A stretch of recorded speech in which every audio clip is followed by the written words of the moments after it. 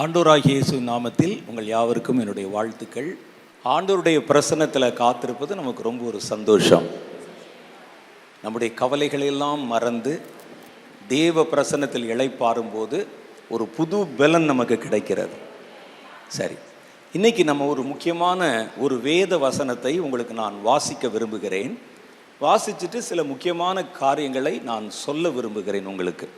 இன்னைக்கு நம்ம வாசிக்க போகிற வசனம் யோவான் எழுதின சுவிசேஷம் 1வது அதிகாரம் 1-3 வரைக்கும் உண்டான வசனம். ஆதியிலே வார்த்தை இருந்தது, அந்த வார்த்தை தேவனிடத்தில் இருந்தது, அந்த வார்த்தை தேவனாக இருந்தது, அவர் ஆதியிலே தேவனோடு இருந்தார், சகலமும் அவர் மூலமாய் உண்டாயிற்று, உண்டானது ஒன்றும் அவராலே அல்லாமல் உண்டாகவில்லை. இதில் ஒரு மிக முக்கியமான முதல் வசனம் சொல்லுது யோவான் சுவிசேஷத்தில், ஆதியிலே வார்த்தை இருந்தது. எல்லாம் உண்டாகிறதுக்கு முன்னால், உலகம் அண்ட சராசரங்கள் எல்லாம் உண்டாவதற்கு முன்னால் வார்த்தை இருந்ததாம். அந்த வார்த்தை தேவனிடத்தில் இருந்தது, அந்த வார்த்தை தேவனாக இருந்தது. இன்னைக்கு நான் உங்களிடத்தில் சொல்ல போறேன்னா, தேவனாக இருக்கும் வார்த்தை, தேவனாக இருக்கும் வார்த்தையை பற்றி தான், வார்த்தை தேவனாக இருக்கிற அதிசயத்தை பற்றி தான் நான் உங்களிடத்தில் பகிர்ந்து கொள்ள போகிறேன். அந்த தேவன் வார்த்தையாக இருக்கிறார், வார்த்தை தேவனாக இருக்கிறது. என்ன ஒரு ஆச்சரியம் பாருங்க. தேவன் என்றால் நம்முடைய மனதில் நாம் பல கற்பனைகள் வைத்திருக்கிறோம். ஆனால் வேதம் சொல்லுகிறது தேவன் என்பவர் ஒரு வார்த்தை, ஒரு வேர்டு. அந்த வார்த்தை தான் தேவன், அந்த வார்த்தை தான் இந்த உலகத்தை உண்டாக்கிற்று.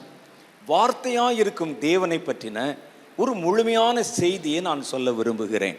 நம்ம ஒரு நாளைக்கு எத்தனையோ வார்த்தைகளை உபயோகப்படுத்துகிறோம். நல்ல வார்த்தையும் இருக்கிறது, கெட்ட வார்த்தையும் இருக்கிறது, கள்ள வார்த்தையும் இருக்கிறது, வஞ்சக வார்த்தையும் இருக்கிறது, அன்பான வார்த்தைகளும் இருக்கிறது, அறிவான வார்த்தைகளும் இருக்கிறது, அறிவில்லாத வார்த்தைகளும் இருக்கிறது. நகைச்சுவைக்கும் வார்த்தைகள் இருக்கிறது, அழுகிறதுக்கும் வார்த்தை இருக்கிறது. ஆனால் இது எல்லாவற்றையும் தாண்டி தேவனாக இருக்கும் ஒரு வார்த்தை இருக்கிறது. அந்த வார்த்தை தேவனாகவே இருக்கிறதாம். இந்த வார்த்தை எங்கே இருக்கிறது அப்படின்னு கேட்டால், நம்முடைய கைகளிலேயும் நம்முடைய மனதிலேயும் நம்முடைய நாவிலும் இருக்கிறதான் ஆச்சரியம். ஆதியிலே வார்த்தை இருந்தது, அந்த வார்த்தை தேவனிடத்தில் இருந்தது, அந்த வார்த்தை தேவனாயிருந்தது. தேவனாக இருந்து தேவனோடு இருந்த அந்த வார்த்தை இன்றைக்கு நமக்குள்ளே வாசம் செய்கிற வார்த்தையாக இறங்கி வந்திருக்கிறது.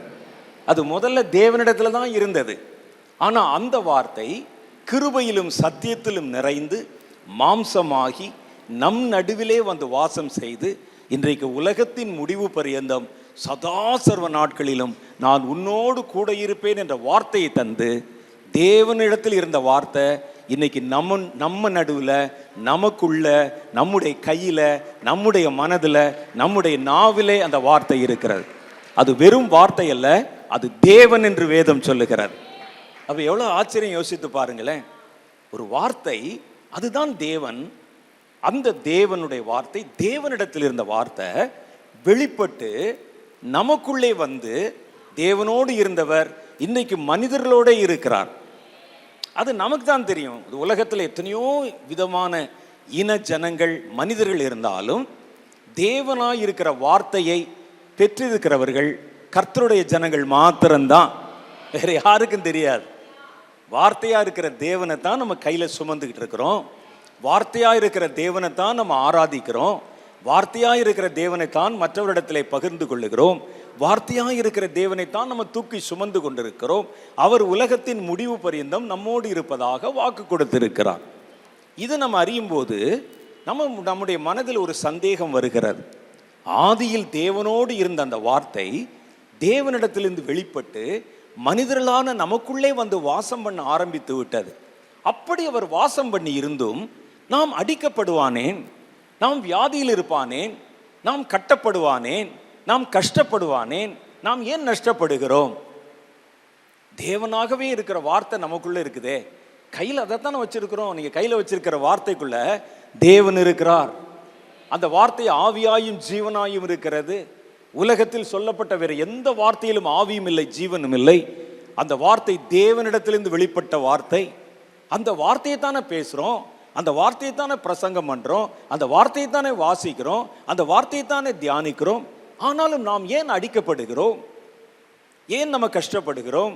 எல்லாருக்கும் வர்ற மாதிரி கஷ்டம் நமக்கு வருதே, எல்லாருக்கும் வர்ற மாதிரி சோதனை நமக்கு வருதே, எல்லாருக்கும் வருகிற மாதிரி வியாதி நமக்கு வருகிறதே, நாமும் அடிமைப்பட்டிருக்கிறோமே என்றால் வார்த்தையை பெற்றிருப்பது முக்கியமல்ல, பெற்றிருக்கிற வார்த்தையை பயன்படுத்த தெரிந்தால்தான் முக்கியம். நமக்கு சிலர் கையில் எல்லாமே இருக்கும், ஆனால் உபயோகப்படுத்த தெரியாது. பாருங்கள், இந்த இடத்துல நம்ம பிரதர் ஒரு கீபோர்டு வச்சுருக்கிறாங்க. அதை வாசிக்க தெரிந்தவர்கள் கையில் இருந்தால்தான் அது பிரயோஜனப்படும். நாமும் ஆசைப்பட்டு நம்முடைய வீட்டில் ஒன்று இருந்தால் நல்லா இருக்குமேன்னு ஒரு ஆள் உயரத்துக்கு ஒரு பியானோவை வாங்கி வச்சுட்டு தினம் அதை தூசி துடைக்கலாம், தொட்டு பார்க்கலாம், செல்ஃபி எடுத்துக்கொள்ளலாம், மற்றவர்களை கூட்டு கொண்டு வந்து காட்டலாம். ஆனால் ஒரு பியானோ இருப்பதனுடைய முழுமையான பயன்பாடு அதை வாசிக்க தெரிந்திருந்தால்தான், அதை குறித்து அறிந்திருந்தால்தான் முடியும். ஆகவேதான் வேதம் சொல்லுகிறது, தேவனை பெற்றிருப்பது முக்கியமல்ல, பெறுவது முக்கியம். அதைவிட முக்கியம், பெற்றிருக்கிற தேவனை நீங்கள் அறிந்திருக்க வேண்டியது, அதுதான் முக்கியம். வேதம் சொல்லுகிறது, ஒன்றான மெய் தேவனையும் அவர் அனுப்பினவருடைய குமாரனாகிய கிறிஸ்துவையும் அறிவதே நித்திய ஜீவன். அவ எனக்குள்ள இருக்கிற அந்த வார்த்தை என்னன்னு எனக்கு தெரியணும், அந்த வார்த்தை என்னென்ன செய்யும்னு எனக்கு தெரியணும், இதை எப்படியெல்லாம் உபயோகப்படுத்த முடியும் என்று எனக்கு தெரியணும். எனக்கு தெரிஞ்ச ஒரு வீட்டில், இது உண்மையிலே நடந்த ஒரு கதை, ஒரு கிராமத்தில், மதுரை மாவட்டம்தான். அதில் எனக்கு நெருங்கின ஒரு நண்பருடைய வீடு.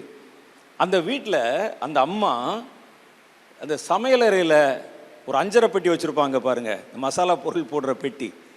பிரதர் ஒரு 6 மணி பெட்டியை மேலே இருக்கிற பட்டனை கழட்டிட்டு, ஏன்னா அந்த அம்மாவுக்கு வாசிக்க தெரியாது, பெட்டி இருக்கேன்னு வாங்கி உள்ள டப்பாக்களை போட்டு அதை 5.5 பெட்டி மாதிரி பயன்படுத்துகிறாங்க.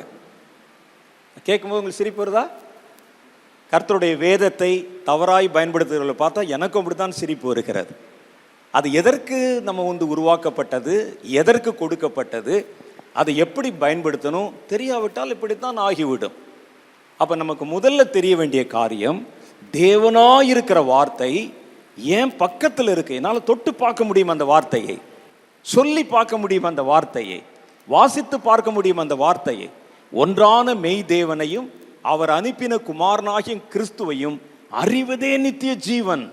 இந்த வார்த்தையை வச்சு என்னென்னலாம் நான் செய்ய முடியும், இந்த வார்த்தையை வச்சு எப்படியெல்லாம் என் வாழ்க்கை நான் செழிப்பாக்கி கொள்ள முடியும் என்ற சூட்சுமம் நமக்கு புரிந்துவிட்டால் வாழ்க்கை ரொம்ப சுலபமாய் மாறிவிடும். ஆகவே இன்னைக்கு நம்ம என்ன பார்க்க போறோம்னா, வார்த்தையும் வாழ்க்கையும், கர்த்தருடைய வார்த்தையும் நம்முடைய வாழ்க்கையும் ரெண்டுக்கும் ஒரு நெருங்கின தொடர்பு இருக்கிறது. நாம் என்ன செய்கிறோம், கர்த்தருடைய வார்த்தை என்பது சபைக்கு போகும்போது மாத்திரம் பயன்படுத்துவதற்கு என்று நினைத்து கொண்டிருக்கிறோம். சர்ச்சுக்கு போகும்போது பைபிள் எடுத்துகிட்டு போகணும், அவங்க சொல்லும்போது 2 வசனத்தை வாசிக்கணும், வசனத்தை குறிப்பெழுதி கொள்ளணும், அல்லது காலை நேரம் கொஞ்சம் வீட்டில் தியானம் பண்ணும்போது கொஞ்சம் வாசிக்கணும். இல்லை, இந்த வசனம், இந்த வார்த்தை வாழ்க்கையினுடைய ஒவ்வொரு நேரத்திலும் நீங்கள் பயன்படுத்துவதற்காக கொடுக்கப்பட்டிருக்கிறது. அவர் ஏன் உலகத்தின் முடிவு பரியந்தம் சதா சர்வ நாட்களில் நம்ம கூட இருக்கணும்னா, நம்முடைய வாழ்க்கையின் ஒவ்வொரு நிமிஷத்தையும் ஒவ்வொரு வினாடியையும் அவர் பாதுகாத்து கொள்ள விரும்புகிறார். அவர் தம்முடைய மகிமையை நமக்கு வெளிப்படுத்த விரும்புகிறார், பேச விரும்புகிறார், ஆலோசனை கொடுக்க விரும்புகிறார். உங்களுடைய சொந்த வாழ்க்கையிலே அவர் தன்னையும் இணைத்து கொள்ள விரும்புகிறார்.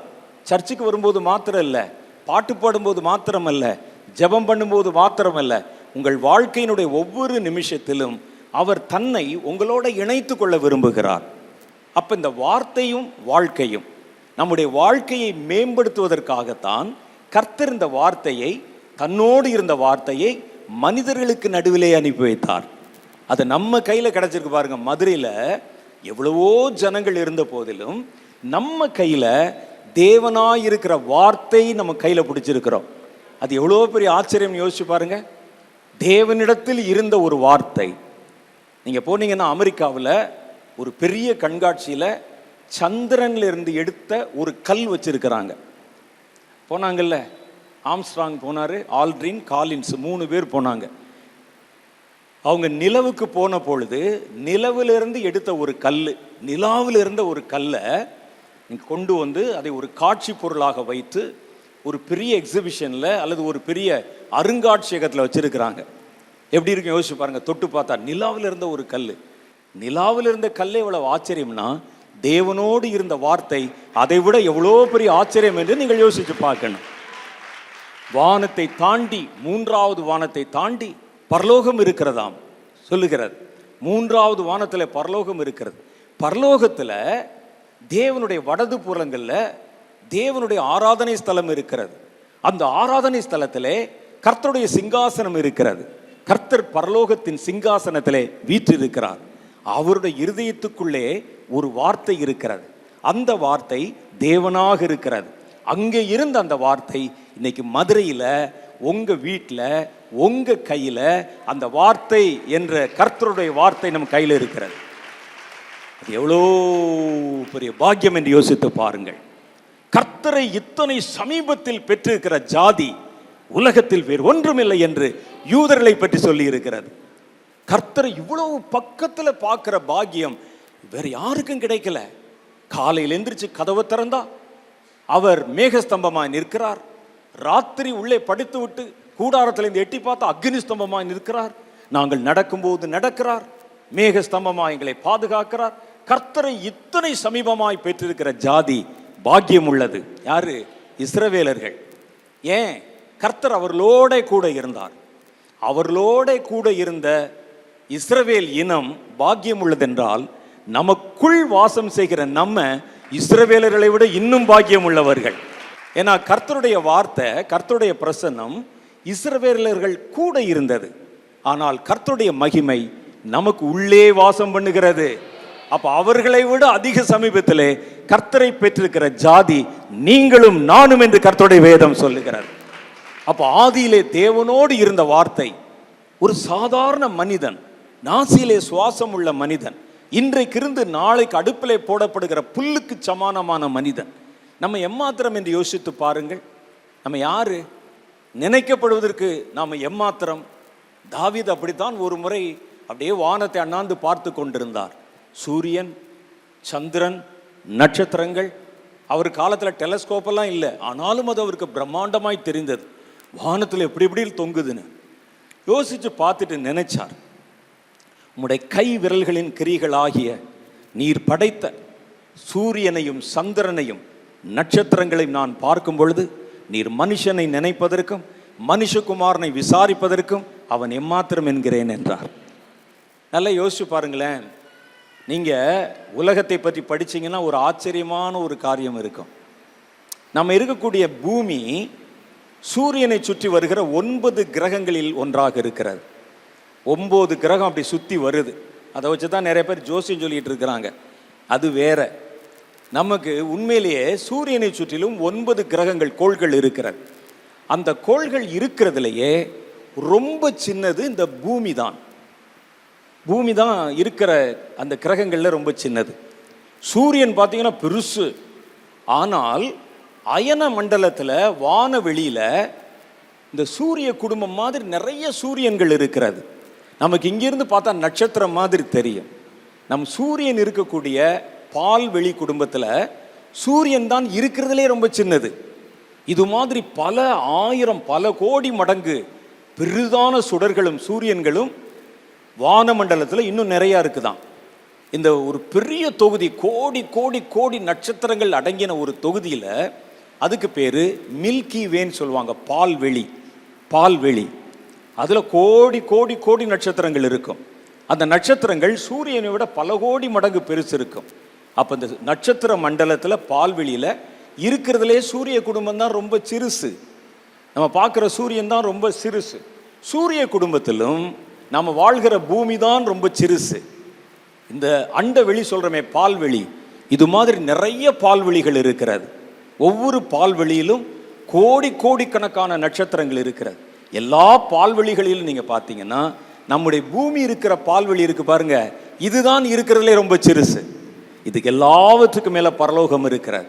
பரலோகத்திலேருந்து கீழே எட்டி பார்த்தீங்கன்னா அந்த நட்சத்திர மண்டலங்களுக்கு நடுவிலே, அயன மண்டலங்களுக்கு நடுவிலே பால்வெளிகளுக்கு நடுவிலே சின்ன பால்வெளியான நாம் இருக்கக்கூடிய மில்கி வே கர்த்தருடைய கண்ணுக்கு தெரிந்திருக்கிறது. அதுல பல கோடி சூரிய குடும்பங்கள் இருக்கிறது. அதுல இருக்கிறதுலே சின்ன சூரிய குடும்பம் நம்ம சூரிய குடும்பம். அதை கர்த்தருடைய கண்கள் கண்டுபிடித்திருக்கிறது. சூரிய குடும்பத்தில் இருக்கிற 9 கிரகத்திலும் நாம் வாழ்கிற பூமி தான் சின்ன கிரகம். அதை கர்த்தருடைய கண் நோக்கி பார்த்திருக்கிறது.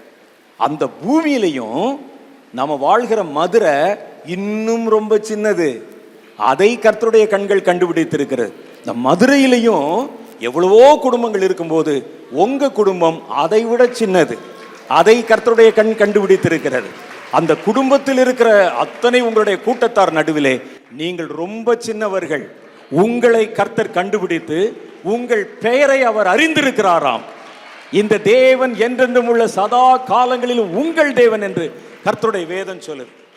அதைத்தான் அவர் யோசித்து பார்த்தார். தாவீது, உம்முடைய கை விரல்களின் கிரிகளாகிய நீர் படைத்த வானத்து நட்சத்திரங்களையும் சூரியன்களையும் சந்திரர்களையும் நான் பார்க்கும் பொழுது மனுஷகுமாரனை நினைப்பதற்கும் அவனை விசாரிப்பதற்கும் அவன் எம்மாத்திரம் என்கிறேன். தாவீதும் அவருடைய குடும்பமும் எம்மாத்திரம் என்கிறேன் என்றார். தாவீதும் அவருடைய குடும்பமுமே ஒன்றும் இல்லைன்னா நீங்களும் உங்களுடைய குடும்பமும் எம்மாத்திரம் யோசிச்சு பாருங்க. கர்த்தர் உங்கள் மேல் நினைவாயிருக்கிறார். ஆதியிலே இருந்த வார்த்தை இன்னைக்கு உங்களுடைய இருதயத்துக்குள்ளே வாசம் செய்யும்படி உங்க கையில வந்திருக்குது. இந்த பைபிள்ல இருக்குது. அப்ப இந்த வார்த்தையை நம்ம சரியான விதத்தில் அறிந்து கொண்டால், நம்முடைய வாழ்க்கையில் இந்த வார்த்தையை எப்படி பயன்படுத்த முடியும் என்று அறிந்து கொண்டால், நம்முடைய வாழ்க்கை நிச்சயமாய் ஒரு வெற்றியுள்ள வாழ்க்கை அமைந்து விடும். அல்லேலூயா. சொல்ற புரியுதா உங்களுக்கு? பாருங்க, இப்ப பார்ப்போம் நம்ம இந்த வார்த்தை எப்படிப்பட்ட ஆச்சரியம் நிறைந்த வார்த்தை என்று. முதல்ல ஒரு காரியத்தை நான் சொல்லிக்கொள்ளணும் உங்களுக்கு. வேத புஸ்தகத்தில் இருக்கிறது தேவனுடைய வார்த்தை மிகுந்திருந்தாலும் பைபிளில் இருக்கிற எல்லாமே தேவனுடைய வார்த்தை அல்ல. இந்த பைபிளில் இருக்கிற எல்லாமே தேவனுடைய வார்த்தை அல்ல. வேதம் கர்த்தரை மாத்திரமல்ல சரித்திரத்தையும் சொல்றதுனால சரித்திரபூர்வமான சில மனிதர்கள் பேசின வார்த்தையும் உள்ள இருக்குது. உண்மையா பொய்யா? மனுஷன் பேசின வார்த்தையும் உள்ள இருக்குது. தாவீது பேசின வார்த்தை இருக்குது, நல்ல மனிதர்கள் பேசின வார்த்தையும் இருக்குது, வில்லன்கள் பேசின வார்த்தையும் இருக்கிறது. அங்கே திக்லாத் பிலேசர்னு ஒருவன் வருவான், வந்து இஸ்ரவேலின் சேனைகளை நிந்தித்து பேசுவான். அதுவும் பைபிள் இருக்கு. பவுல் பேசினதும் இருக்கு, யூதாஸ் பேசினதும் இருக்கு, கர்த்தர் பேசினதும் இருக்கு, சாத்தான் பேசினதும் உள்ள இருக்கு. சாத்தான் பேசினது இருக்கா இல்லையா? இருக்கு. அவன் இயேசுவுக்கு முன்பாக வந்து நின்று இவைகள் எல்லாம் என் கைகளிலே கொடுக்கப்பட்டிருக்கிறது சாத்தான் பேசின வசனத்தையும் பைபிளில் வச்சிருக்கிறாங்க. அப்ப எல்லாமே கலந்திருக்கு. மனிதர்கள் பேசினது இருக்கு, சாத்தான் பேசினது இருக்கு, தேவன் பேசினது இருக்கு. ஏன்னா கர்த்தருடைய வசனம் நமக்கு சரித்திரத்தை சொல்ல முற்படுவதனால சரித்திரத்தை கேரக்டர் சொன்னதெல்லாம் இருக்கு. யோபு பேசினதும் இருக்கு, யோபுவின் நண்பர்கள் பேசினதும் இருக்கு. யோபுவினுடைய நண்பர்கள் பேசினது வெளித்தோற்றத்துக்கு நல்லது மாதிரி தெரியும், நல்லா தேவனை புகழ்ந்து பேசுற மாதிரி தெரியும். ஆனா கர்த்தர் சொன்னார், யோபு, உன் நண்பர்கள் நீ பேசின மாதிரி நிதானமாய் பேசவில்லை, என் கோபம் அவர்கள் மேல் கொந்தளிக்கிறது, நீ அவனுக்காக ஜெபம் பண்ணு என்று கர்த்தர் சொன்னார். ஞாபகம் இருக்கா? ஆமா. அப்ப அந்த வார்த்தையும் பைபிள்ல தான் இருக்கு. இப்ப நம்ம என்ன செய்யணும்? தேவனோடு இருந்த வார்த்தை என்ன என்பதை முதல்ல நீங்க கண்டுபிடிக்கணும். அது வேதத்துக்குள்ள தான் இருக்கிறது. வேதத்துல எல்லா வார்த்தைகளும் கலந்திருக்கிறது. அதற்கு நடுவிலே தேவன் பேசின வார்த்தைகள் இருக்கிறது. அப்ப அதை முதல்ல நீங்க எது கர்த்தர் பேசின வார்த்தை என்பதை கண்டறியத்தக்க ஞானம் நமக்கு வேணும். பைபிளில் இருக்கிறது என்பதற்காக எல்லாமே தேவன் பேசின வார்த்தை அல்ல. தேவனும் பேசி இருக்கிறார், எதிராக இருந்த மனிதர்கள் பேசி இருக்கிறாங்க, விசுவாசிகள் பேசி இருக்கிறாங்க, ஊழியர்கள் பேசி இருக்கிறாங்க, அவிசுவாசி பேசி இருக்கிறாங்க, நெபுகாத்நேச்சார் பேசுனது உள்ள இருக்குதே. இவைகள் எல்லாம் கலந்துதான் வேத புஸ்தகம். அப்ப முதல்ல நம்ம என்ன தெரியணும்னா, இதுல இருக்கிறதுல கர்த்தருடைய வார்த்தை எது, எதெல்லாம் கர்த்தரால் உரைக்கப்பட்ட வார்த்தை. கர்த்தரால் உரைக்கப்பட்ட வார்த்தைக்கு ரேமா என்று சொல்லுகிறார்கள். அதுக்கு உரைக்கப்பட்ட சொல்லப்பட்ட வார்த்தை என்று பெயர். சொல்லப்பட்ட வார்த்தை. அப்ப வேத புஸ்தகத்தை நீங்க எடுக்கும்போது எதெல்லாம் கர்த்தர் பேசின வார்த்தையோ அந்த வார்த்தையை மாத்திரம் நீங்கள் நுணுக்கமா அண்டர்லைன் கூட பண்ணிக்கொள்ளலாம். அதான் கர்த்தருடைய வார்த்தை. கர்த்தருடைய வாயிலிருந்து பிறந்த வார்த்தையில தான் ஆவியும் ஜீவனும் இருக்கிறது. அதை வச்சு தான் நீங்க கேட்கணும். நீங்க யோபுவினுடைய நண்பர்கள் பேசின வார்த்தை நல்லா தானே இருக்குன்னு கோடு போட்டு கேட்டா கிடைக்காது நமக்கு. முதல்ல கர்த்தருடைய வார்த்தையை தனியாய் நம்ம எடுத்து புரிந்து கொள்ள முயற்சி பண்ண வேண்டும் என்று கர்த்தர் சொல்லுகிறார். கர்த்தர் உரைக்கிறார், கர்த்தர் பேசுகிறார், கர்த்தர் அறிவுறுத்தினார், கர்த்தர் எச்சரித்தார், கர்த்தர் ஆசீர்வதித்தார். இதெல்லாம் கர்த்தருடைய வாயிலிருந்து பிறந்த வார்த்தைகள். இந்த வார்த்தையில தான் ஆவியும் ஜீவனும் இருக்கிறது. ஒரு முத்து எடுக்க உள்ள போனா முத்து சிப்பியில் இருக்கிறதுல முத்து உள்ள இருக்க சிப்பியை பார்த்து எடுக்கிற மாதிரி வேதத்துக்குள்ள நீங்க போகும்போது கர்த்தருடைய வார்த்தைகளை தனிப்பட்டு கவனிக்க பழக வேண்டும். அந்த வார்த்தையில தான் ஜீவன் இருக்கிறது. அந்த வார்த்தை தான் தேவனிடத்தில் இருந்தது. அந்த வார்த்தை தான் தேவனாய் இருந்தது. ஒரு காலத்தில் தேவனிடத்தில் இருந்த வார்த்தை இன்றைக்கு உங்கள் நடுவில் இறங்கி வந்திருக்கிறது. அதை கண்டுபிடிக்கணும். முதல்ல வேதத்தில் படிக்கும் போதே இது கர்த்தருடைய வார்த்தை. இதெல்லாம் நம்மை பிழைப்பூட்டவும் ஆலோசனை கொடுக்கவும் பாதுகாக்கவும் நம்மை வழிநடத்தவும் கர்த்தரால் நமக்கு கொடுக்கப்பட்ட வார்த்தை. இதை நம்ம புரிஞ்சுக்கிட்டா, சரியாய் பயன்படுத்த தெரிந்தால் நம்முடைய வாழ்க்கையிலே கர்த்தருடைய வார்த்தைகள் கிரியை செய்ய ஆரம்பிக்கிறது பார்ப்பீங்க. அதை நம்ம பயன்படுத்தாமல் இருந்தால் வார்த்தை தனியாகவும் நம்முடைய வாழ்க்கை தனியாகவும் மாறிவிடும். அதாவது வார்த்தை என்பது நம்ம கிறிஸ்தவர்களாக இருக்கிறனால ஏதோ படிக்கணும், கிறிஸ்தவர்களாக இருக்கிறனால பைபிளை தூக்கிட்டு போகணும், கிறிஸ்தவர்களாக இருக்கிறனால பிரசங்கம் பண்ணணும், கிறிஸ்தவர்களாக இருக்கிறனால ஒரு போதகர் சொன்னால் அந்த வசனத்தை எடுத்து படிக்கணும். இதற்காக மாத்திரம் அது கொடுக்கப்படவில்லை. உங்கள் வாழ்க்கையின் ஒவ்வொரு நிமிஷத்தையும் தேவையையும் திட்டத்தையும் தீர்மானிப்பதற்காகவும் உங்களுக்கு உதவி செய்வதற்காகவும் இந்த வார்த்தை கொடுக்கப்பட்டிருக்கு. எத்தனை பேர் நம்புறீங்க இதை? அதுக்கு தான் கர்த்தர் ஆதியிலே தன்னோடு இருந்த வார்த்தையை மனிதர்களான உங்கள் நடுவிலே கர்த்தர் கொடுத்திருக்கிறார். சரி, அப்படி இந்த வார்த்தை கர்த்தருடைய வார்த்தை என்னெல்லாம் செய்கிறது என்பதை நீங்கள் பார்க்கணும். என்ன செய்தையா? கர்த்தருடைய வார்த்தை சிருஷ்டிக்கும் வல்லமை உள்ளது. அவருடைய வார்த்தை உருவாக்கும் வல்லமை உள்ளது. புதுசா உருவாக்கும் ஒரு காரியத்தை.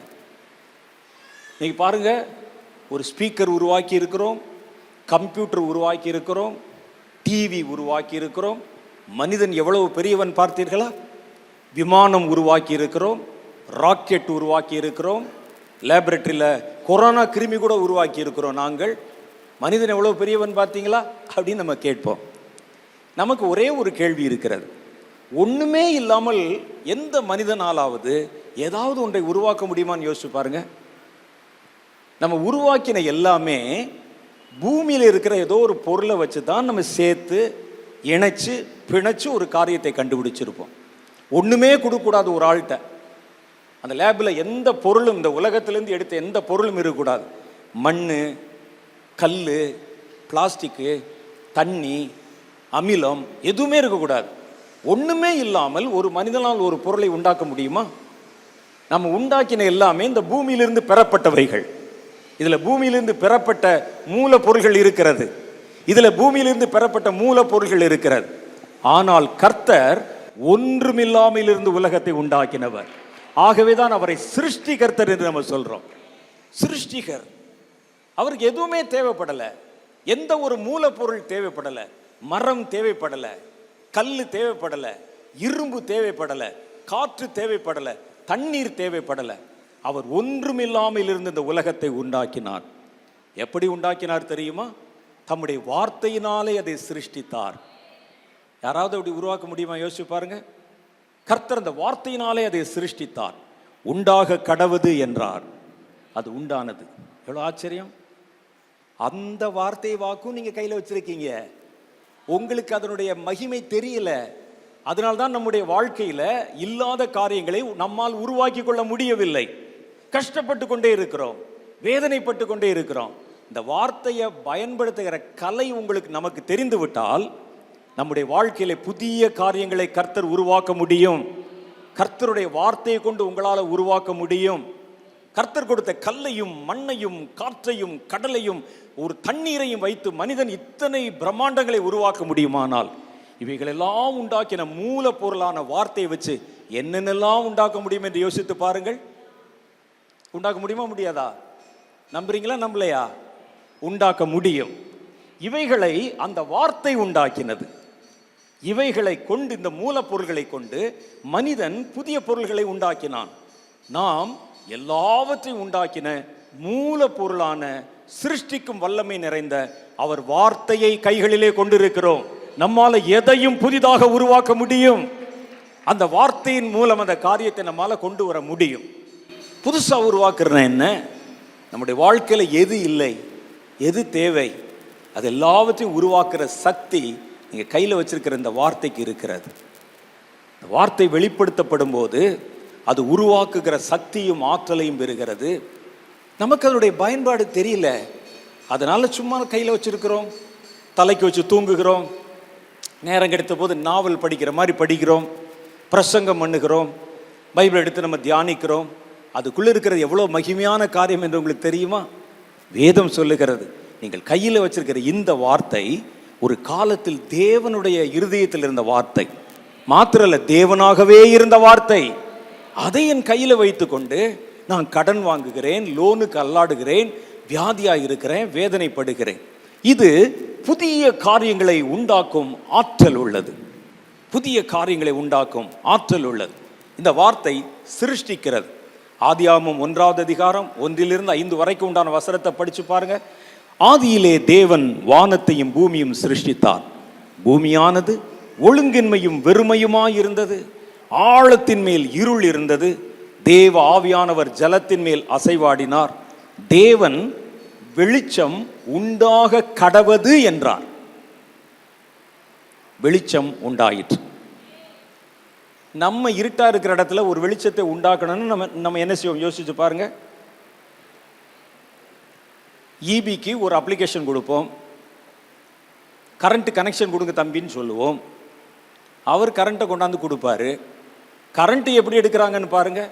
ஒரு பெரிய சக்கரத்துக்குள்ள ஒரு தேனிரும்பு துண்டை வைத்து ஒரு விசையினால ஒரு தண்ணீரில் விழுகக்கூடிய இடத்துல சக்கரத்தை சுத்த வச்சு அது நடுவில் இருந்து கரண்ட்டை நம்ம எடுப்போம்.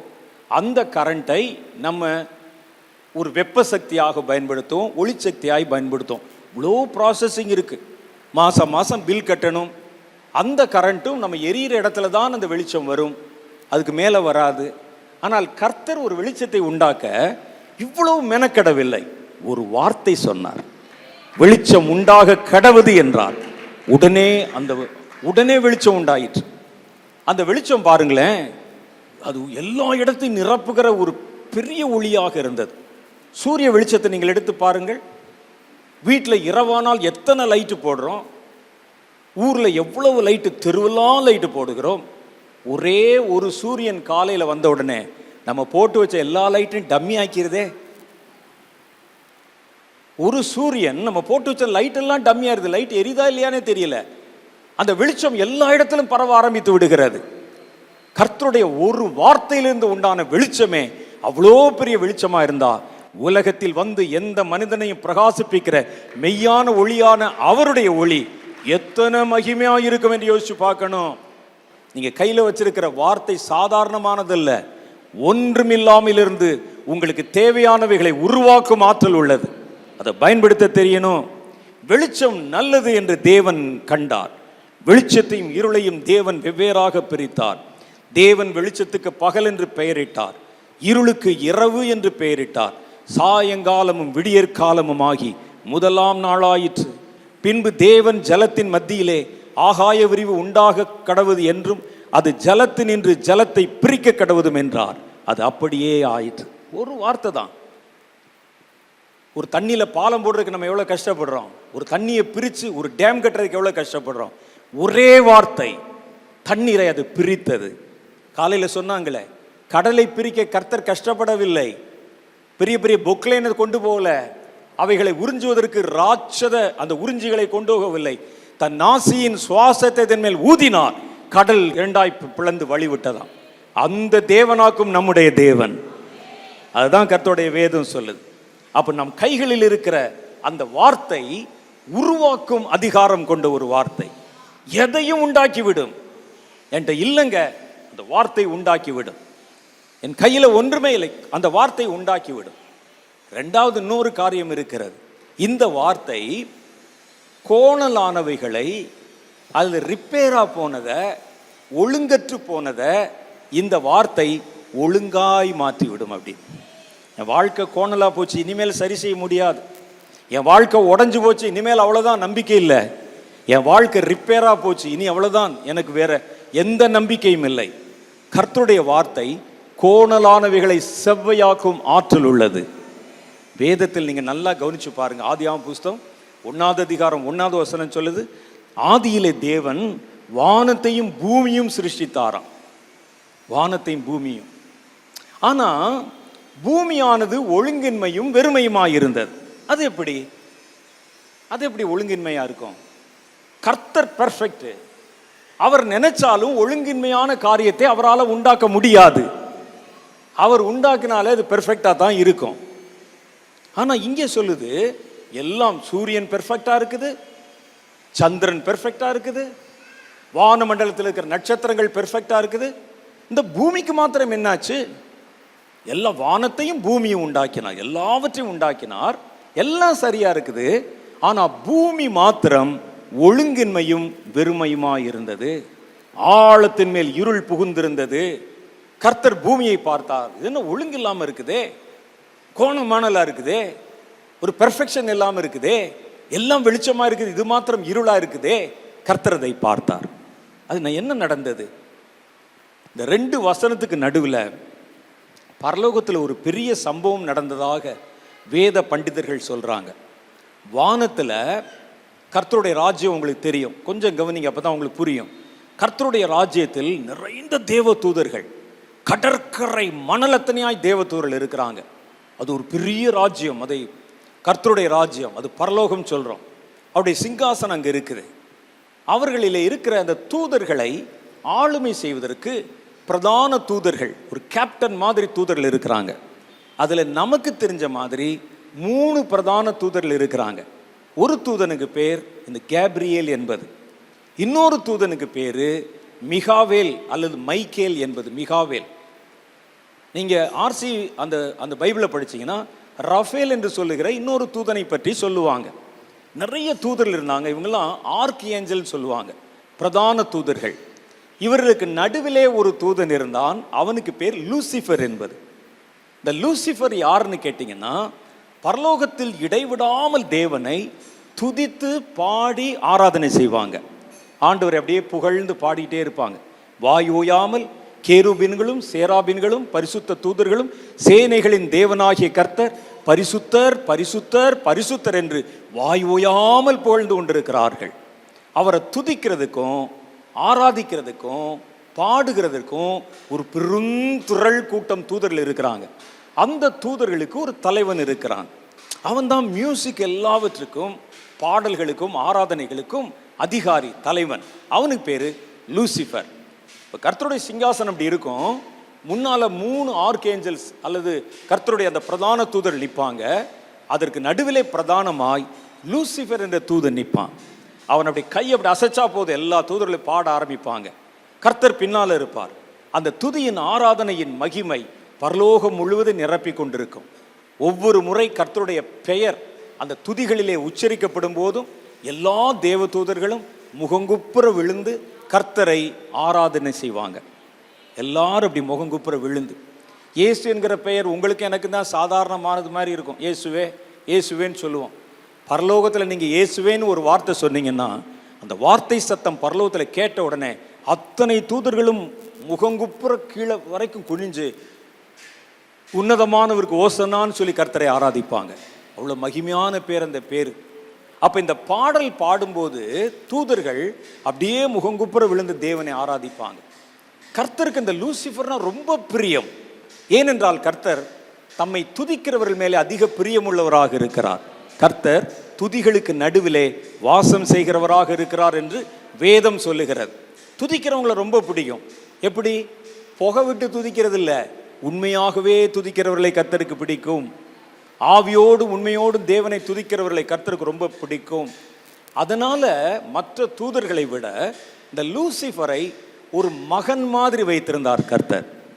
லூசிஃபருடைய பழைய கதையை நீங்க படிக்கணும்னா ஏசாயா தீர்க்கதரிசியின் புஸ்தகம் 14வது அதிகாரத்திலும் எசேக்கியேல் தீர்க்கதரிசியின் புஸ்தகம் 28வது அதிகாரத்திலும் சில விவரங்கள் அவனை பற்றி சொல்லப்பட்டிருக்கிறது. அவன் வடபுறத்தில் உள்ள ஆராதனை ஸ்தலங்களுக்கு மேலேயும் அக்னி கற்கள் இருக்கிற தேவனுடைய மிக முக்கியமான அந்தரங்க இடத்துக்குள்ளேயும் நுழைந்து உலாவும் அதிகாரத்தை பெற்றிருந்தவன். அவருடைய மேள வாத்தியங்களும் வாத்திய கருவிகளும் எப்பொழுதும் கர்த்தரை மகிமைப்படுத்தி கொண்டிருக்கும் என்று வேதத்தில் சொல்லப்படுகிறது.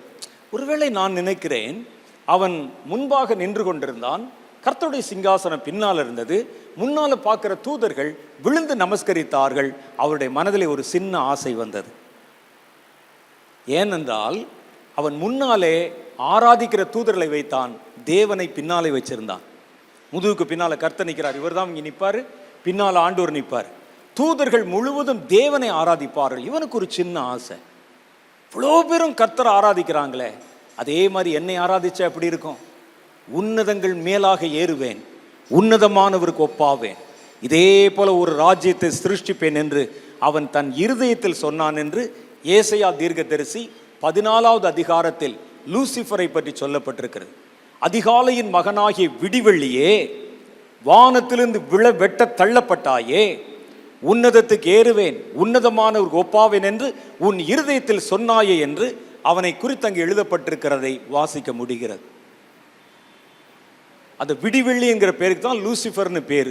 தமிழ்ல விடிவெள்ளி, லூசிஃபர், ஓ லூசிஃபர் ஆங்கில வேதாகமத்தில். வானத்திலிருந்து வெட்ட தள்ளப்பட்டாய். அவனுடைய மனசுல ஒரு ஆசை, நாமும் கடவுளை போல் இருந்தால் என்ன, கடவுள் மாதிரி அந்த ஸ்தானத்தில் இருந்தால் என்ன, ஒரு கூட்டம் தூதர்கள் என்னை ஆராதனை செய்தால் என்ன, ஏன் நம்ம எல்லாம் இவருக்கு அடிமை போல இருந்து அவரை ஆராதிக்கணும் என்று தன் இருதயத்தில் சொன்னான். அவன் தன் சக தூதர்களிடத்துல இந்த காரியத்தை பகிர்ந்த போது ஒரு கூட்டம் தூதர்கள் அவன் சொன்னதை ஏற்றுக்கொண்டார்கள். அதே காரியம்தான் சாத்தான் புகுந்த சபையில் நீங்க பார்த்தீங்கன்னா, கெட்டு போறவன் தனியா போக மாட்டான், பக்கத்துல 10 விசுவாசிகிட்ட பேசுவான். பாஸ்டர் நேற்று பேசின கவனிச்சியா, நம்மளை தான் சொன்னாரு, உன்னையத்தான் சொன்னாரு அப்படின்னு சொல்லி ஆள் சேர்ப்பாங்க. அதே போல சாத்தான் தன்னுடைய கருத்தை ஏற்றுக்கொள்ளுகிற தூதர்களை ஒன்றாக சேர்த்து வானத்திலே ஒரு பெரிய கலகத்தை உண்டு பண்ணினான். உன்னதமானவருக்கு ஒப்பாவேன், என் சிங்காசனத்தை அவர் சிங்காசனத்துக்கு மேலாக உயர்த்துவேன் என்று தன் இருதயத்தில் சொன்னான். அப்பொழுது கர்த்தர் அவனை எச்சரித்தார். என்ன நடந்தது நம்ம தெரியாது. வானத்திலே ஒரு யுத்தம் நடந்து சாத்தானையும் அவனுடைய தூதர்களையும் கர்த்தர் கீழே தள்ளி போட்டார். கீழே தள்ளினான். அவனுடைய பவர்லாம் எடுத்தாச்சு, அவனை கீழே தள்ளினான். இனி நீ இங்கே இருக்க முடியாது, பாவம் உள்ளே நுழைந்து விட்டது பரலோகத்துக்குள்ள. அவனை கீழே தள்ளினார். அவனும் அவனோடு கூட சேர்ந்த தூதர்களும் மகிமை இழந்தவர்களாக கீழே தள்ளப்பட்டாங்க.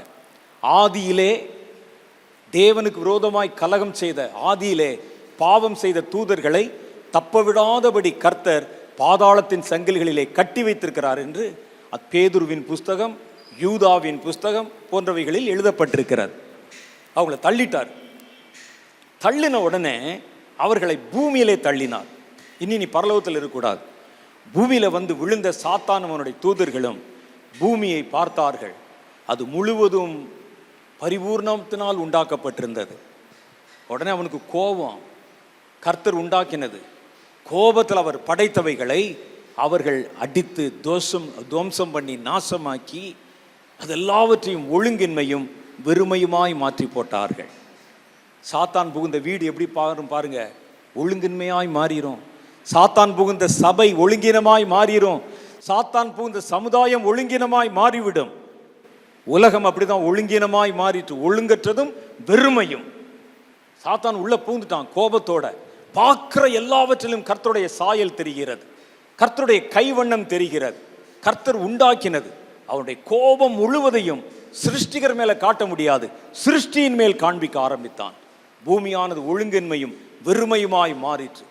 கர்த்தர் மறுபடியும் கடந்து வந்து அவனுக்குள்ளே மிச்ச சொச்சம் இருந்த வல்லமைகள், பவர் எல்லாத்தையும் எடுத்துட்டு அவனுக்கு உதவி செய்த பல தூதர்களையும் பாதாளத்தின் சங்கிலிகளிலே கட்டி, பாவம் செய்த தூதர்களை தப்ப விடாதபடி பாதாளத்தின் சங்கிலிகளிலே கட்டி, லூசிஃபர் என்ற சாத்தானை மகன் மாதிரி நேசித்தாரே அவனுக்கு மாத்திரம் பூமியில இருக்க இடம் கொடுத்து ஒரு சர்ப்பத்தை போல் அவனை வைத்திருந்தார். அந்த சர்ப்பத்தை தான் நம்ம ஏதேன் தோட்டத்திலே சந்திக்கிறோம். அவன் கையில வேறப்ப எதுவுமே இல்லை. ஒரு காலத்தில் துதித்தவன், ஆராதித்தவன், தேவனுடைய ஆண்டவருடைய உன்னதமான இடங்களுக்குள்ளே உலாவினவன், மகன் போல வைக்கப்பட்டிருந்தவன், அவனை தள்ளிட்டார் கர்த்தர் கீழே. லூசிஃபரை எல்லாத்தையும் ஒழுங்கின்மையமா மாற்றிட்டான். இப்ப லூசிஃபரை பலவீனமாய் மாற்றி ஒரு மரத்தின் மேல ஒரு பாம்பு மாதிரி உட்கார்ந்து இருக்கிறான். அவனுக்கு அவ்வளவுதான் அந்த கிருபை.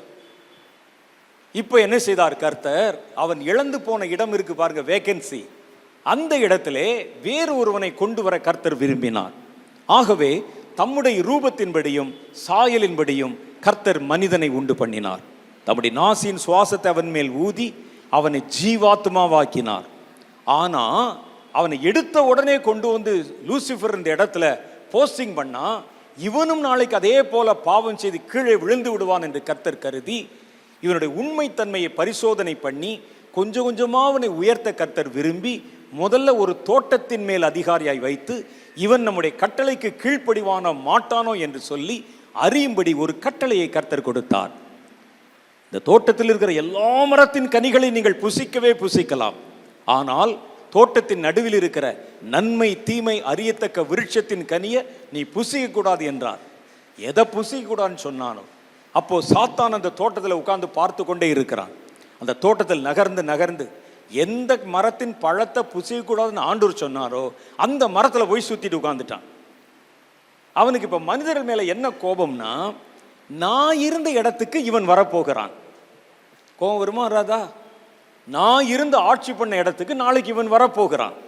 இவனை இப்படியே விட்டால் நாளைக்கு நான் இருந்து ஆளுமை செய்த இடத்திலே இவன் என்று ஆராதனை செய்து கொண்டிருப்பான்.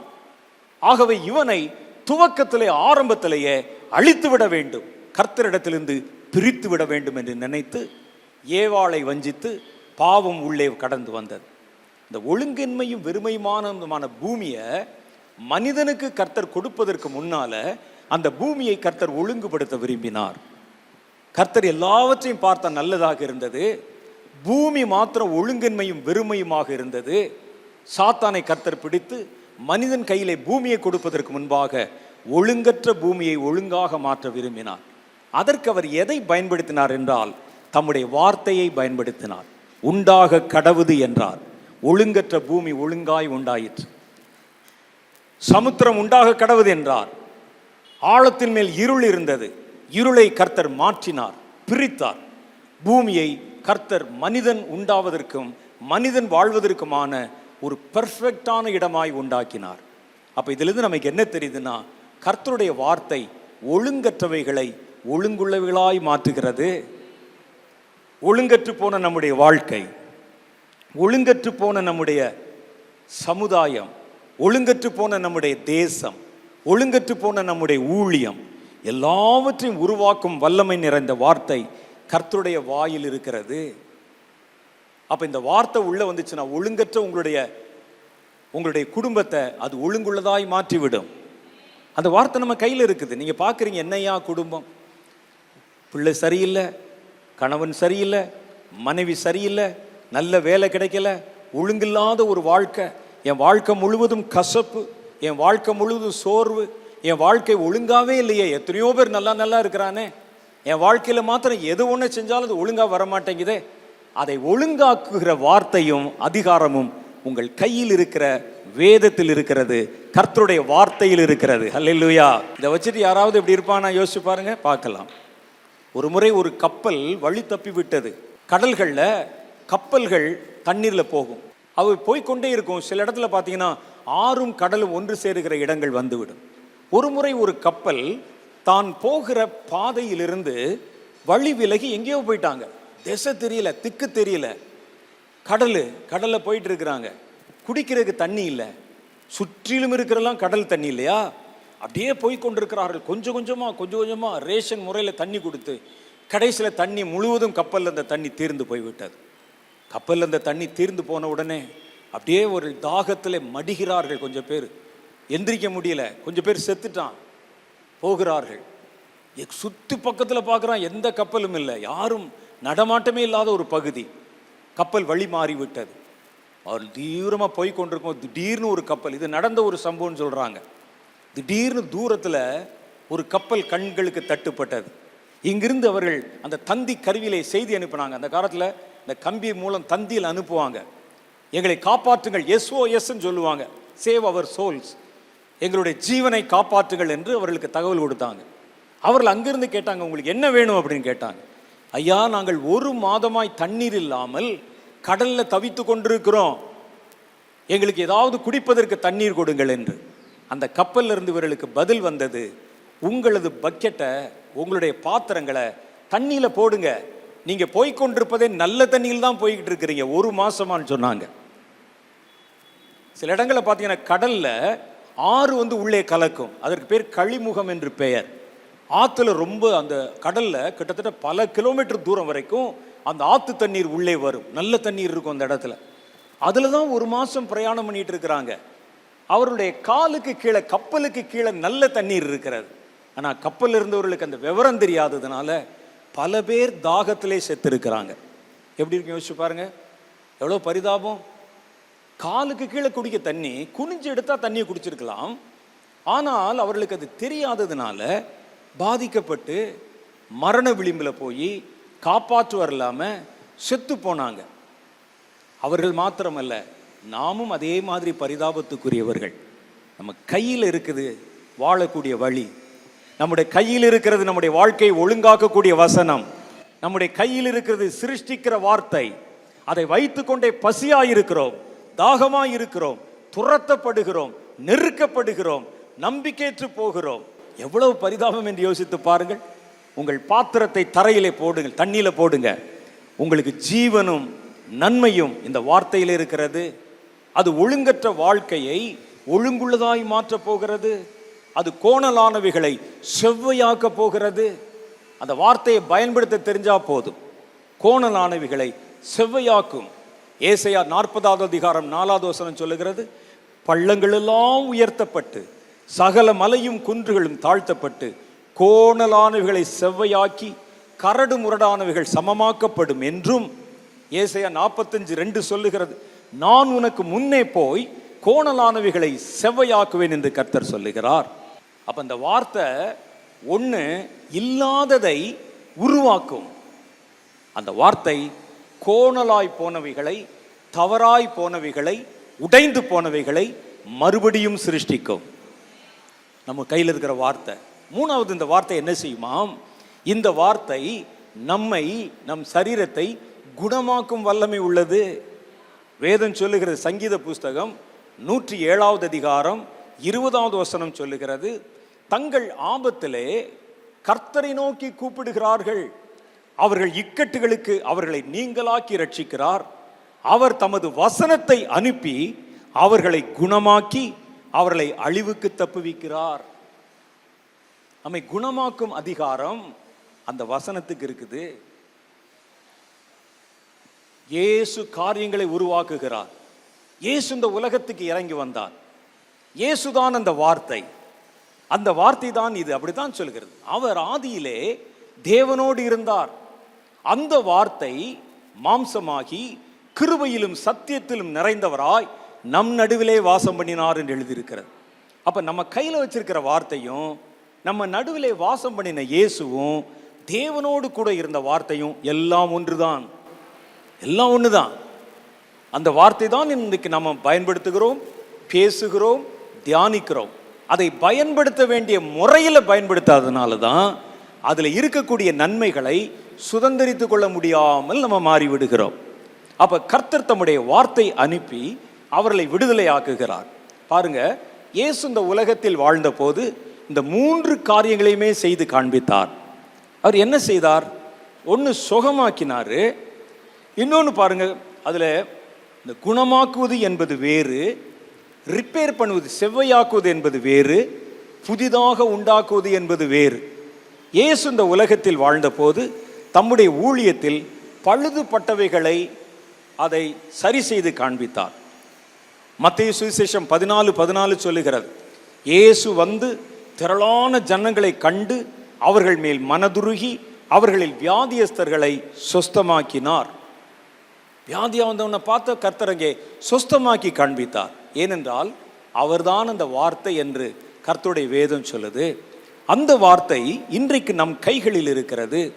அந்த வார்த்தை கோணலானவைகளை செவ்வையாக்குகிறது. பாருங்க, லூக்கா சுவிசேஷம் 13வது அதிகாரம் 10லிருந்து 13 வரைக்கும் படித்தா, ஜெப ஆலயத்திலே கர்த்தர் போதகம் பண்ணி கொண்டிருந்தார்.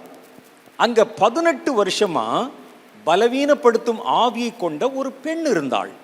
அவள் எவ்வளவும் நிமிரக்கூடாத கூனியாயிருந்தாள். எலும்பு இருக்கு, உடம்பு இருக்கு, ஆனா ரிப்பேரா இருக்குது, கோணலா இருக்கு. கர்த்தர் ஒரு வார்த்தை சொன்னார்.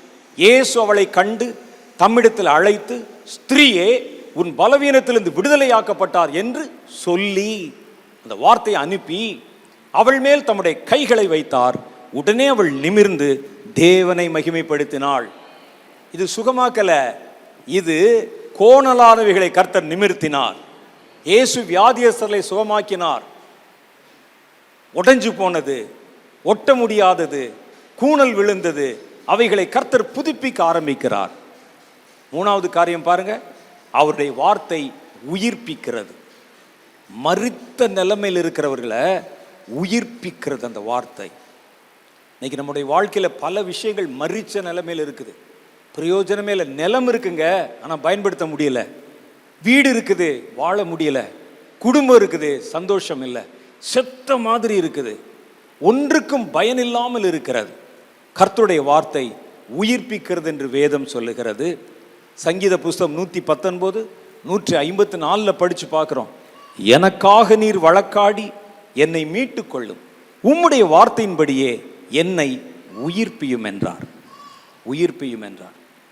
அப்போ இந்த வார்த்தை என்னென்ன செய்து பாருங்க. நல்ல ஒரு அப்படின்னு உங்களுக்கு கொஞ்சம் வேகமாக சொல்லிடுறேன்.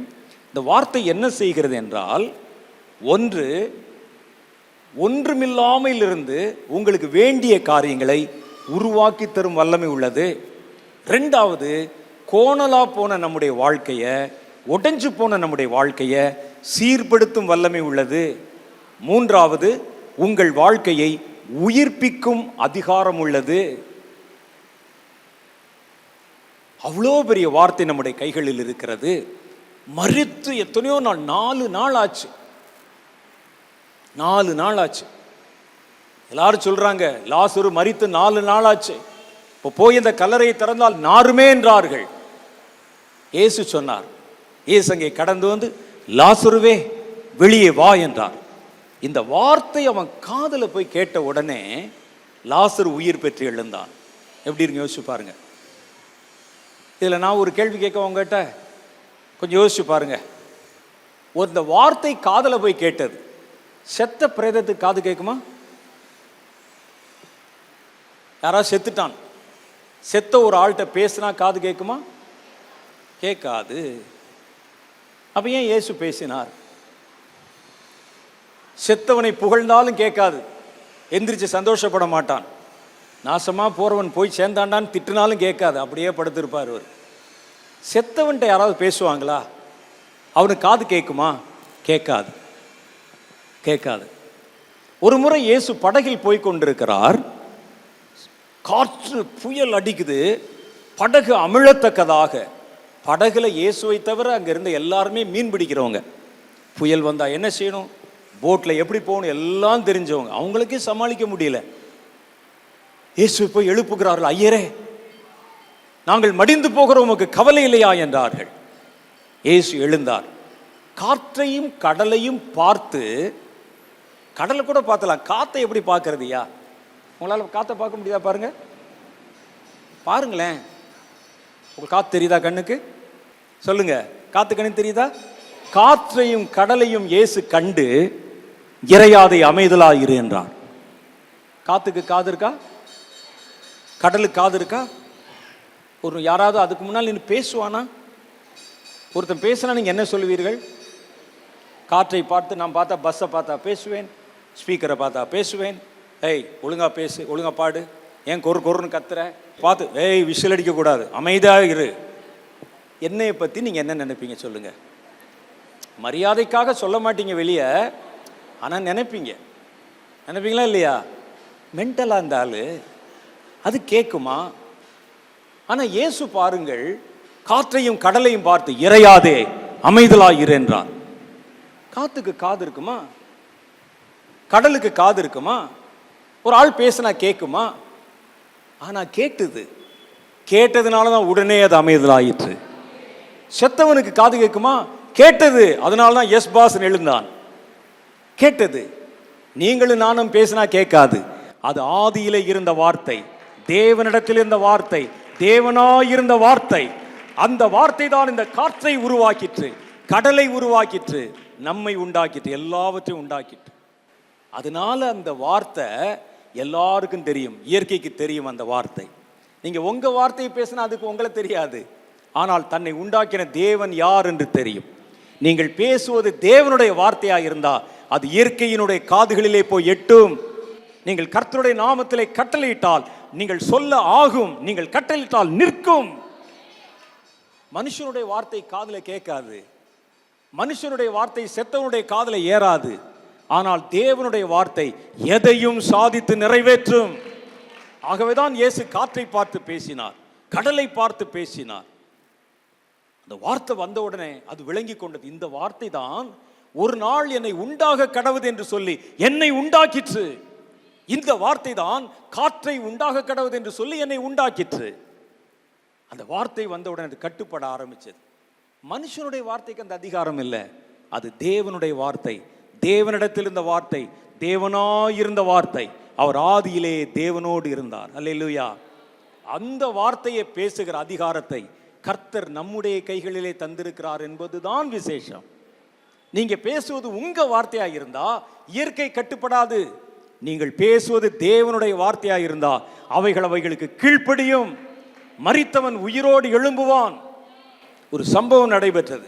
எசேக்கியேல் தீர்க்கதரிசியின் புஸ்தகம் 37வது அதிகாரத்தில் கர்த்தர் எசேக்கியேலை ஆவியில எடுத்துக்கொண்டு போய் எலும்புகள் நிறைந்த ஒரு பள்ளத்தாக்கிலே நிறுத்தி கண்ணுக்கெட்டின தூரம் வரைக்கும் உலர்ந்த எலும்புகள் ஒவ்வொன்றும் செதறி செதறி கிடக்கு. தலை ஒரு பக்கம், கை ஒரு பக்கம், கால் ஒரு பக்கம், விரல் ஒரு பக்கம்,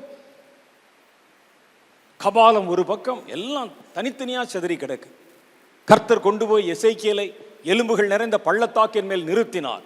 எசேக்கியேலே, இந்த எலும்புகள் உயிரடையுமா என்று கேட்டார். உடனே எசேக்கியேல், தேவரீர் அதை அறிவீர் என்றார்.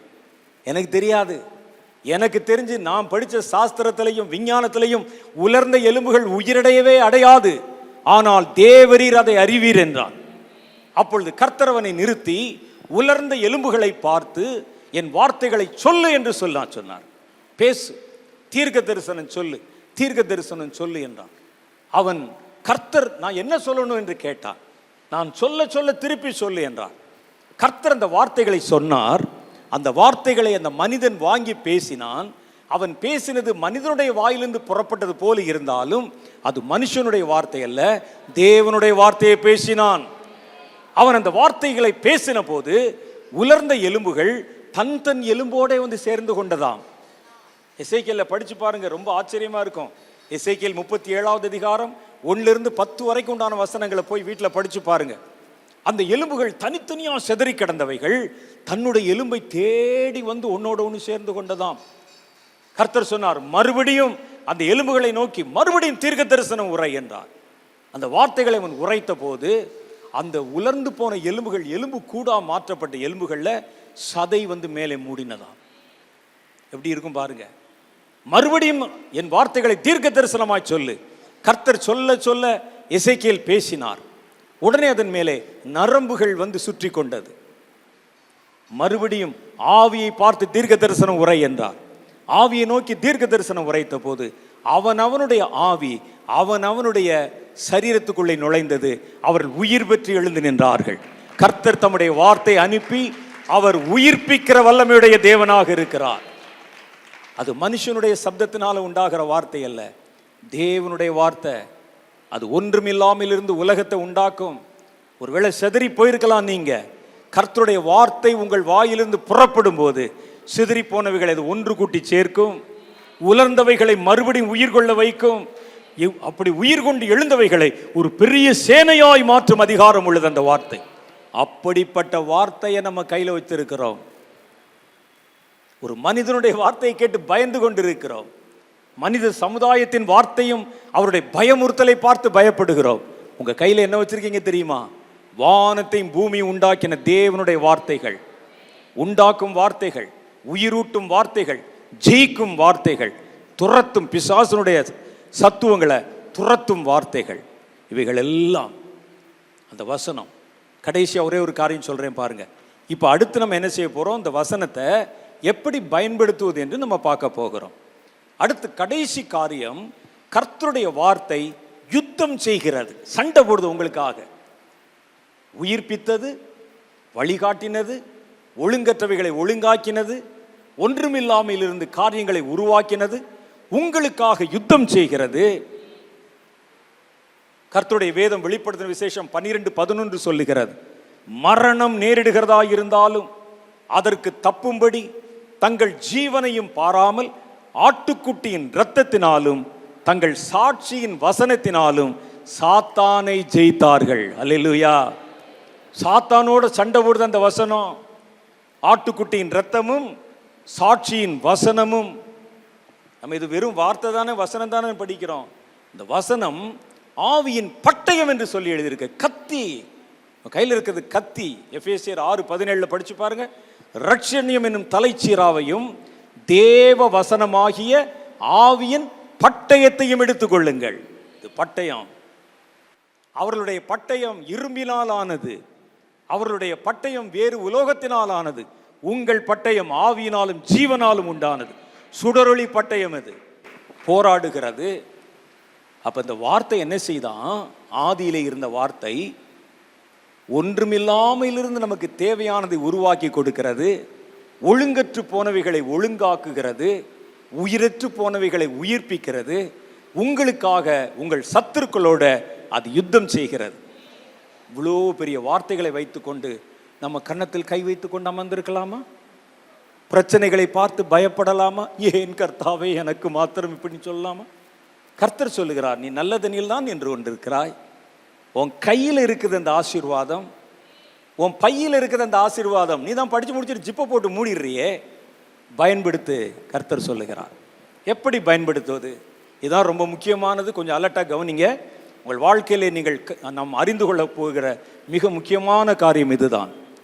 கர்த்தருடைய வார்த்தை உங்கள் வாழ்க்கையிலே பயன்படுத்தப்படணும். ஆதியிலே அந்த வார்த்தை இருந்தது இல்லையா? அந்த வார்த்தை எப்பொழுது உருவாக்கிட்டுன்னு யோசிச்சு பாருங்க. எப்பொழுது உருவாக்கிற்று? எப்பொழுது உயிர்ப்பித்தது?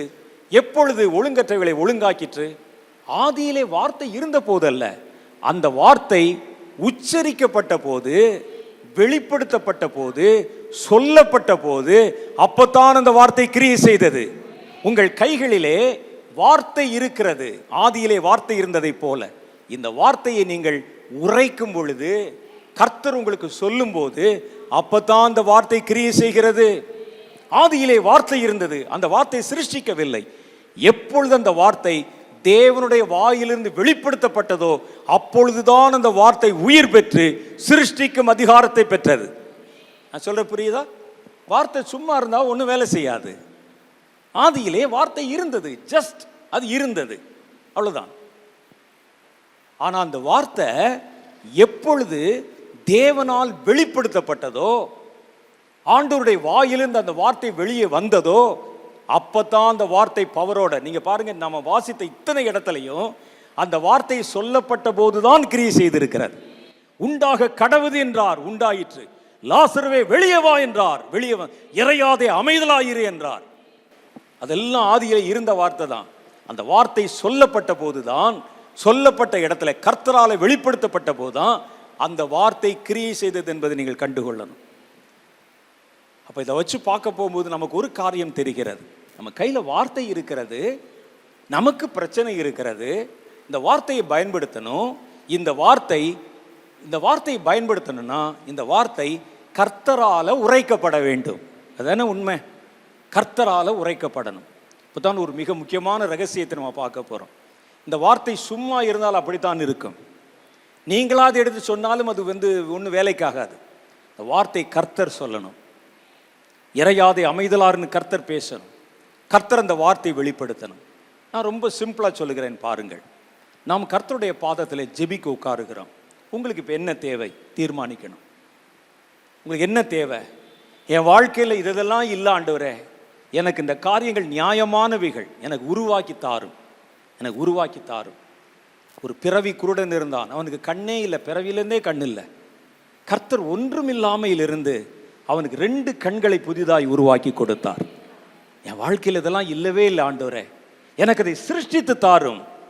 உங்களுக்கு என்ன வேணும் அதை முதல்ல தீர்மானிங்க. ஃபர்ஸ்ட், ஆண்டவரே என் வாழ்க்கை கோணல் உள்ளவளா இருக்கிறது, என் பிள்ளை கோணலா இருக்கிறான், என் புருஷன் கோணலா இருக்கிறான், அவருடைய வாழ்க்கை முழுவதும் கோணலாக இருக்கிறது, யார் சொல்லியும் திருந்தவில்லை, இனி என் வாழ்க்கை அவ்வளவுதான் என்று நம்பிக்கையற்று போயிருக்கிறேன்.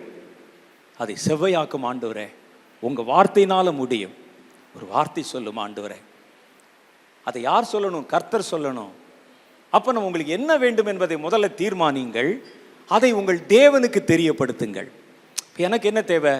என் கை கோணலா இருக்கு ஆண்டவரே, என் கையை நேராக்கும், அல்லது என்னுடைய காரியத்தில் இதெல்லாம் செத்த நிலைமையில் இருக்குது ஆண்டவரே, அதை மறுபடி உயிர்ப்பியும். அப்ப நான் கர்த்தருக்கு பிராது வைக்கிறேன். ஃபர்ஸ்ட் ஜெபத்தில் கேட்கிறேன், ஆண்டவரே எனக்கு இது வேணும், உம்முடைய வார்த்தை அனுப்பி என்னை குணமாக்கும். கர்த்தரிடத்தில் சொல்லுகிறேன், நான் காத்திருக்கிறேன். அப்படியே முதல்ல நான் பேசிடுறேன், அப்புறம் அப்படியே காத்திருக்கிறேன். அப்போ கர்த்தர் உங்களை குணமாக்க வேண்டிய, நேராக்க வேண்டிய, சிருஷ்டிக்க வேண்டிய வார்த்தையை அவர் உங்கள் காதுகளிலே போடுவார். அவர் பேசுவார். அவர் சொன்ன அந்த வார்த்தையை நீங்கள் இப்போ உங்கள் வாயை திறந்து சத்தமாய் சொல்லுகிறீர்கள், டிக்ளேர் பண்ணுகிறீர்கள். அப்பொழுது அந்த வார்த்தை கிரியை செய்ய ஆரம்பிக்கிறது. புரியுதா உங்களுக்கு? சும்மா இருக்கிற வார்த்தையை எடுத்துக்கொண்டு இப்படி காட்டினாலாம் போகாது. சிலர் பிசாசு துரத்தும் போது பைபிள் வச்சு காட்டுவாங்க. இது என்ன தெரியுமா? பைபிள் சொல்லும். அது ஓடுறியா? மாட்டேன் என்போம். நீங்கள் நானும் உபயோகப்படுத்துவதில்லை. கர்த்தருடைய வாயிலிருந்து அந்த வார்த்தை பிறக்கணும், அப்பதான் அந்த வார்த்தை கிரியை செய்யும். அதனால்தான் கேட்டார், கர்த்தாவே ஒரு வார்த்தை சொல்லும், கர்த்தாவே ஒரு வார்த்தை சொல்லும், உம்முடைய ஊழியக்காரன் பிழைப்பான் என்றார். நீங்க ஆண்டவர்கிட்ட கேட்கணும், ஒரு வார்த்தை என்னை பிழைப்பூட்டுகிற, என்னில் உருவாக்குகிற, ஒழுங்கற்றவைகளை ஒழுங்காக்குகிற, கோணலானவைகளை சமன் செய்கிற, மரித்தவைகளை உயிரோடு எழுப்புகிற, எனக்காக யுத்தம் செய்கிற உம்முடைய வார்த்தையை எனக்காக ஒரு வார்த்தை வெளிப்படுத்தும். ஒரு வார்த்தை சொல்லும் கர்த்தாவே, உம்முடைய ஊழியக்காரன் பிழைப்பான், உம்முடைய வேலைக்காரன் பிழைப்பான். நம்முடைய ஜெபத்தில் நம்ம ஒரு காரியம் செய்ய போறோம். முதல்ல உங்களுக்கு என்ன வேண்டும் அதை கர்த்தரிடத்திலே சொல்லுங்கள். அடுத்து கர்த்தரிடத்திலே காத்திருங்கள். உங்க இருதயத்தில் கர்த்தர் நீங்கள் பயன்படுத்த வேண்டிய ஒரு வசனத்தை அல்லது ஒரு வார்த்தையை உங்கள் இருதயத்திலே புலப்படுத்துவார். இன்னைக்கு நம்ம செஞ்சு பார்க்க போறோம், நடக்குதான் பார்க்க போறோம். அந்த வார்த்தையை கர்த்தர் புலப்படுத்தின உடனே உங்க மனசுல வரும், அப்படி பளிச்சுன்னு ஒரு வார்த்தை வரும், ஒரு வசனம் வரும், ஒரு வாக்குத்தத்தம் வரும், ஒரு உருவாக்குகிற அதிகாரம் நிறைந்த ஒரு கட்டளை வார்த்தை வரும். அதுதான் உங்க பிரச்சனைக்கு உண்டான சாவி. என் பிரச்சனை என்னை மூடி வச்சிருக்கு, அது எத்தனையோ சாவி இருக்கு இந்த வசனத்துல. என்னுடைய பிரச்சனைக்கு உடைய சரியான சாவியை தேர்ந்தெடுத்து, கர்த்தாவே ஒரு வார்த்தை சொல்லும், உங்களுடைய அடியான் பிழைக்கட்டும் என்று கேட்டு காத்திருங்க. பளிச்சுன்னு உங்க மனசுல கர்த்தர் உங்கள் பிரச்சனையை தீர்த்து வைக்கிற ஒரு வார்த்தையை வெளிப்படுத்துவார். அவர் வெளிப்படுத்தின உடனே அந்த வார்த்தை நீங்க சத்தமா வெளியே சொல்லி டிக்ளேர் பண்ண போறீங்க. அப்படி உரைக்கப்பட்ட உடனே உரைக்கப்பட்ட வார்த்தை தன் வேலையை செய்யும்படிக்கு உயிர் பெற்று எழும்ப ஆரம்பிக்கும். மரித்த பிரச்சனை உயிரோடு எழும்பும். விடுவிக்கப்பட வேண்டிய கட்டு விடுவிக்கப்படும். சுகமாக்கப்பட வேண்டிய சரீரம் சுகமாக்கப்படும். கோணலாக இருந்தவைகள் நேராக்கப்படும். கர்த்தருடைய வார்த்தை ஜெயிக்கும். கர்த்தருடைய வார்த்தை நிலைக்கும். அதைத்தான் இன்னைக்கு நம்ம செய்ய போறோம். நாம் இன்னும் சில நிமிஷங்கள் ஜெபிக்க போகிறோம். முதல்ல உங்க பிரச்சனை என்ன என்பதை தீர்மானித்துக் கொள்ளுங்கள். சுகமாகணுமா, கோணலானது சரியாகணுமா, அல்லது புதிய காரியங்கள் உருவாக்கப்படணுமா, அல்லது மரித்த நிலைமையில் இருக்கிற உங்களுடைய வாழ்க்கை செழிப்படைந்து உயிர் பெறணுமா, அல்லது உங்கள் போராட்டங்களில் ஒரு ஜெயம் கிடைக்கணுமா? அதை முதல்ல ஆண்டவர்கிட்ட பேசுங்க. ஆண்டவரே, என் பிரச்சனை இப்படி, என்னுடைய போராட்டம் இப்படி, இதை நிவர்த்தி செய்யக்கூடிய உம்முடைய வார்த்தையை எனக்கு தாரும். அந்த வார்த்தை கர்த்தருடைய வாயிலிருந்து பிறந்தால்தான் அது கிரியை செய்யும். இல்லாவிட்டால் வார்த்தை இருக்கும், ஆதியிலே வார்த்தை இருக்கும். அந்த வார்த்தை உரைக்கப்பட்டால்தான் அது வேலை செய்ய ஆரம்பிக்கும். அந்த வார்த்தையை கர்த்தர் உரைப்பார். கர்த்தர் உங்ககிட்ட பேசுவாரா, பேச மாட்டாரா? கர்த்தர் எங்கே இருக்கிறார்? எனக்குள்ளே இருக்கிறார். அவர் ரொம்ப சுலபமாக உங்களிடத்துல பேச முடியும். நீங்கள் அமைதியாக காத்திருந்தா கர்த்தர் பேசுவதை உங்கள் மனதிலே தெளிவாக உங்களால் அறிந்து கொள்ள முடியும். இன்னும் கொஞ்சம் டீப்பாக காத்திருந்தா ஒரு மெல்லிய சப்தத்திலே கர்த்தருடைய வார்த்தை உங்களால் கேட்க முடியும். என் ஊழியத்தில் ஆயிரக்கணக்கான முறை ஒரு மனிதன் பேசுகிற மாதிரி கர்த்தருடைய சப்தத்தை நான் கேட்டிருக்கிறேன். கர்த்தர் இன்றைக்கும் உயிருள்ளவர். மரித்தேன், இதோ சதா காலங்களிலும் உயிரோடு இருக்கிறேன் என்று கர்த்தர் சொல்லுகிறார். உயிரோடு இருக்கிற கர்த்தாவே, நீர் எங்கே இருக்கிறீர் என்று கேட்கிறோம். நான் எங்கும் இல்லை, என்னை தேடுகிற உன் நடுவில் உனக்குள்ள வாசம் பண்ணுகிறேன். என்னை மெய்யான மனதோடு தேடினால் தேடும் போதே என்னை கண்டுபிடிப்பீர்கள் என்று கர்த்தர் வாக்கு பண்ணி இருக்கிறார்.